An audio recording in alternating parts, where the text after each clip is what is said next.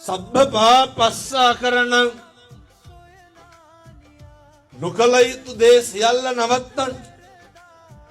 සියලු පව් නොකල යුතුය. කවදා ඉඳන්? 2026 ඉඳන්. කුසලස්ස උපසම්පදා, කුසල් විතරක් වැඩි දියුණු කළ යුතුය.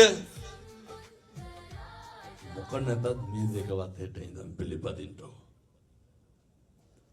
වෛරකාරකම නවත්තන්න පුළුවන්. හිතවල තියෙන තරහව නවත්තන්න පුළුවන්. එකම ආත්ම භාවය පින්නදුනි මනුෂ්‍ය ආත්ම භාවය. එනිසා අද මම හොඳටම දන්නවා මේ හැම කෙනෙක්ගේම හිතවල පොඩි කාලේ ඉඳන් ඉන්න වෛරක්කාරයෙක් ඉන්නවා.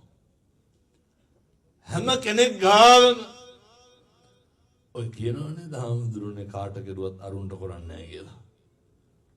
ඔය කියනවනේ කාට දුන්නත් අරුන්ට දෙන්නේ නැහැ, උන්ට දුන්නට වැඩක් නැහැ කියලා.